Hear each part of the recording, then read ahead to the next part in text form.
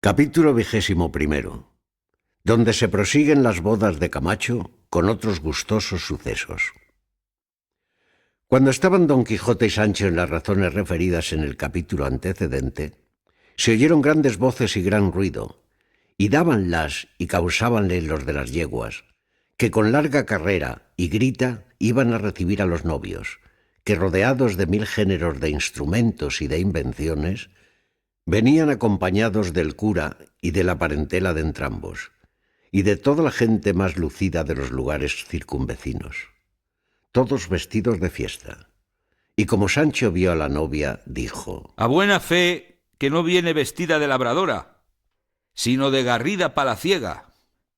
Pardiez que según diviso, que las patenas que había de traer son ricos corales, y la palmilla verde de Cuenca es terciopelo de 30 pelos, y montas que la guarnición es de tiras de lienzo blanca. Voto a mí que es de raso. Pues tomadme las manos, adornadas con sortijas de azabache. No medre yo si no son anillos de oro, y muy de oro, y empedrados con perlas blancas como una cuajada, que cada una debe valer un ojo de la cara. ¡Ay de puta! ¡Y qué cabellos! Que si no son postizos, no los he visto más luengos ni más rubios en toda mi vida. No, sino poned la tacha en el brío y en el talle, y no la comparéis a una palma que se mueve cargada de racimos de dátiles, que lo mismo parecen los dijes que trae pendientes de los cabellos y de la garganta. Juro en mi ánima que ella es una chapada moza y que puede pasar por los bancos de Flandes. Rióse Don Quijote de las rústicas alabanzas de Sancho Panza. Parecióle que, fuera de su señora Dulcinea del Toboso, no había visto mujer más hermosa jamás. Venía la hermosa Quiteria algo descolorida, y debía de ser de la mala noche que siempre pasan las novias en componerse para el día venidero de sus bodas. Íbanse acercando a un teatro que a un lado del prado estaba, adornado de alfombras y ramos, a donde se habían de hacer los desposorios, y de donde habían de mirar las danzas y las invenciones. Y a la sazón que llegaban al puesto, oyeron a sus espaldas grandes voces, y una que decía: «Esperaos un poco, gente tan inconsiderada como presurosa». A cuyas voces y palabras todos volvieron la cabeza, y vieron que las daba un hombre vestido al parecer de un sayo negro, gironado de carmesí a llamas. Venía coronado, como se vio luego, con una corona de funesto ciprés. En las manos traía un bastón grande. En llegando más cerca fue conocido de todos por el gallardo Basilio, y todos estuvieron suspensos, esperando en qué habían de parar sus voces y sus palabras, temiendo algún mal suceso de su venida en sazón semejante. Llegó en fin cansado y sin aliento, y puesto delante de los desposados, hincando el bastón en el suelo, que tenía el cuento de una punta de acero. Mudada la color, puestos los ojos en Quiteria, con voz tremante y ronca, estas razones dijo: «Bien sabes, desconocida Quiteria, que conforme a la santa ley que profesamos, que viviendo yo, tú no puedes tomar esposo. Y juntamente no ignoras que, por esperar yo que el tiempo y mi diligencia mejorasen los bienes de mi fortuna, no he querido dejar de guardar el decoro que a tu honra convenía. Pero tú, echando a las espaldas todas las obligaciones que debes a mi buen deseo, quieres hacer señor de lo que es mío a otro, cuyas riquezas le sirven no sólo de buena fortuna, sino de bonísima ventura. Y para que la tenga colmada, y no como yo pienso que la merece, sino como se la quisieren dar los cielos, yo, por mis manos, desharé el imposible o el inconveniente que puede estorbársela, quitándome a mí de por medio. ¡Viva! ¡Viva el rico Camacho con la ingrata Quiteria largos y felices siglos! Y muera el pobre Basilio, cuya pobreza cortó las alas de su dicha y le puso en la sepultura». Y diciendo esto asió del bastón que tenía hincado en el suelo, y quedándose la mitad de él en la tierra, mostró que servía de vaina a un mediano estoque que en él se ocultaba. Y puesta la que se podía llamar empuñadura en el suelo, con ligero desenfado y determinado propósito se arrojó sobre él, y en un punto mostró la punta sangrienta a las espaldas, con la mitad de la acerada cuchilla, quedando el triste bañado en su sangre y tendido en el suelo, de sus mismas armas traspasado. Acudieron luego sus amigos a favorecerle, condolidos de su miseria y lastimosa desgracia, y dejando don Quijote a Rocinante acudió a favorecerle y le tomó en sus brazos, y halló que aún no había expirado. Quisiéronle sacar el estoque, pero el cura, que estaba presente, fue de parecer que no se le sacasen antes de confesarle, porque el sacársele y el expirar sería todo a un tiempo. Pero volviendo un poco en sí Basilio, con voz doliente y desmayada, dijo: Si quisieses, cruel Quiteria, darme en este último y forzoso trance la mano de esposa, aún pensaría que mi temeridad tendría disculpa, pues en ella alcancé el bien de ser tuyo. El cura, oyendo lo cual, le dijo que atendiese a la salud del alma antes que a los gustos del cuerpo, y que pidiese muy de veras a Dios perdón de sus pecados y de su desesperada determinación. A lo cual replicó Basilio que en ninguna manera se confesaría si primero Quiteria no le daba la mano de ser su esposa, que aquel contento le adobaría la voluntad y le daría aliento para confesarse. En oyendo don Quijote la petición del herido, en altas voces dijo que Basilio pedía una cosa muy justa y puesta en razón, y además muy hacedera, y que el señor Camacho quedaría tan honrado recibiendo a la señora Quiteria, viuda del valeroso Basilio, como si la recibiera del lado de su padre. Aquí no ha de haber más de un sí, que no tenga otro efecto que el pronunciarlo, pues el tálamo de estas bodas ha de ser la sepultura. Todo lo oía Camacho, y todo le tenía suspenso y confuso, sin saber qué hacer ni qué decir. Pero las voces de los amigos de Basilio fueron tantas, pidiéndole que consintiese que Quiteria le diese la mano de esposa, porque su alma no se perdiese, partiendo desesperado de esta vida, que le movieron y aun forzaron a decir que si Quiteria quería dársela, que él se contentaba, pues todo era dilatar por un momento el cumplimiento de sus deseos. Luego acudieron todos a Quiteria, y unos con ruegos y otros con lágrimas, y otros con eficaces razones, la persuadían que diese la mano al pobre Basilio, y ella, más dura que un mármol y más sesga que una estatua, mostraba que ni sabía ni podía ni quería responder palabra. Ni le respondiera si el cura no la dijera que se determinase presto en lo que había de hacer, porque tenía Basilio ya el alma en los dientes, y no daba lugar a esperar irresolutas determinaciones.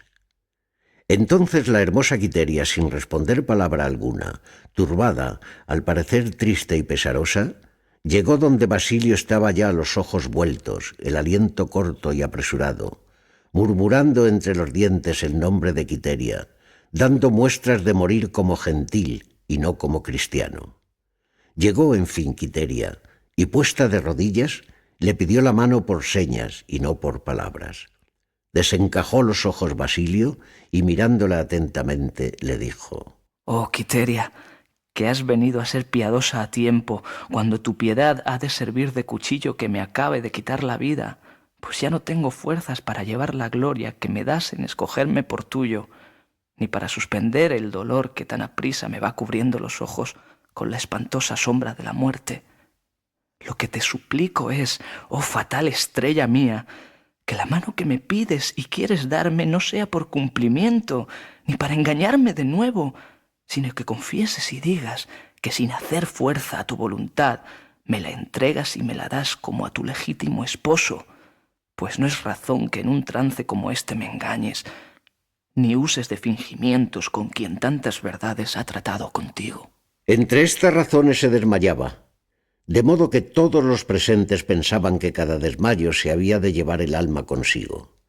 Quiteria, toda honesta y toda vergonzosa, asiendo con su derecha mano la de Basilio, le dijo: Ninguna fuerza fuera bastante a torcer mi voluntad, y así, con la más libre que tengo, te doy la mano de legítima esposa, y recibo la tuya, si es que me la das de tu libre albedrío, sin que la turbe ni contraste la calamidad en que tu discurso acelerado te ha puesto. Sí doy, respondió Basilio, no turbado ni confuso, sino con el claro entendimiento que el cielo quiso darme, y así me doy y me entrego por tu esposo. y yo por tu esposa. respondió Quiteria.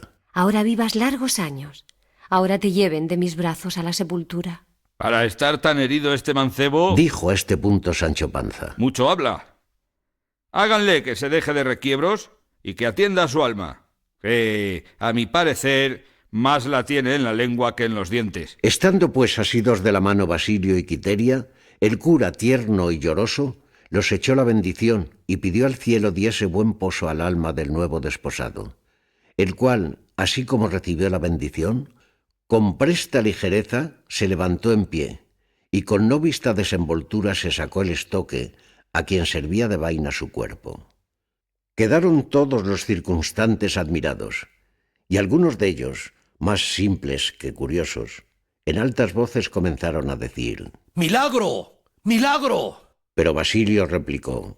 No milagro, milagro, sino industria, industria. El cura, desatentado y atónito, acudió con ambas manos a tentar la herida, y halló que la cuchilla había pasado no por la carne y costillas de Basilio, sino por un cañón hueco de hierro que, lleno de sangre, en aquel lugar bien acomodado tenía, preparada la sangre, según después se supo, de modo que no se helase.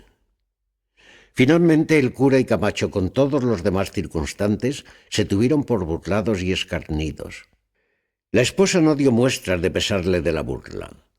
Antes, oyendo decir que aquel casamiento, por haber sido engañoso, no había de ser valedero, dijo que ella le confirmaba de nuevo, de lo cual coligieron todos que de consentimiento y sabiduría de los dos se había trazado aquel caso, de lo que quedó Camacho y sus valedores tan corridos que remitieron su venganza a las manos, y desenvainando muchas espadas arremetieron a Basilio, en cuyo favor en un instante se desenvainaron casi otras tantas, y tomando la delantera a caballo Don Quijote, con la lanza sobre el brazo y bien cubierto de su escudo, se hacía dar lugar de todos. Sancho, a quien jamás pluguieron y solazaron semejantes fechorías, se acogió a las tinajas, donde había sacado su agradable espuma, pareciéndole aquel lugar como sagrado que había de ser tenido en respeto. Don Quijote a grandes voces decía: Teneos, señores, teneos, que no es razón toméis venganza de los agravios que el amor nos hace. Y advertid que el amor y la guerra son una misma cosa, y así como en la guerra es cosa lícita y acostumbrada usar de ardides y estratagemas para vencer al enemigo, así en las contiendas y competencias amorosas se tienen por buenos los embustes y marañas que se hacen para conseguir el fin que se desea, como no sean en menoscabo y deshonra de la cosa amada. Quiteria era de Basilio, y Basilio de Quiteria, por justa y favorable disposición de los cielos. Camacho es rico, y podrá comprar su gusto cuando, dónde y como quisiere.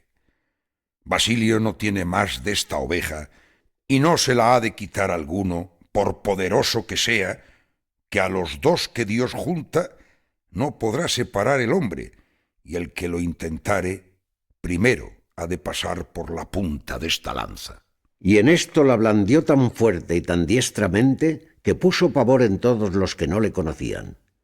Y tan intensamente se fijó en la imaginación de Camacho el desdén de Quiteria, que se la borró de la memoria en un instante, y así tuvieron lugar con él las persuasiones del cura, que era varón prudente y bien intencionado, con las cuales quedó Camacho y los de su parcialidad pacíficos y sosegados. En señal de lo cual volvieron las espadas a sus lugares, culpando más a la facilidad de Quiteria que a la industria de Basilio. Haciendo discurso Camacho, que si Quiteria quería bien a Basilio doncella, también le quisiera casada, y que debía de dar gracias al cielo más por habérsela quitado que por habérsela dado. Consolado, pues, y pacífico Camacho y los de su mesnada, todos los de la de Basilio se sosegaron, y el rico Camacho, por mostrar que no sentía la burla, ni la estimaba en nada, quiso que las fiestas pasasen adelante como si realmente se desposara. Pero no quisieron asistir a ellas Basilio ni su esposa ni secuaces, y así se fueron a la aldea de Basilio, que también los pobres virtuosos y discretos tienen quien los siga, honre y ampare, como los ricos tienen quien los lisonjee y acompañe. Lleváronse consigo a don Quijote, estimándole por hombre de valor y de pelo en pecho. A solo Sancho se le oscureció el alma por verse imposibilitado de aguardar la espléndida comida y fiestas de Camacho, que duraron hasta la noche, y así, asendereado y triste, siguió a su señor, que con la cuadrilla de Basilio iba, y así se dejó atrás las ollas de Egipto, aunque las llevaba en el alma, cuya ya casi consumida y acabada espuma, que en el caldero llevaba, le representaba la gloria y la abundancia del bien que perdía, y así, acongojado y pensativo, aunque sin hambre, sin apearse del rucio, siguió las huellas de Rocinante.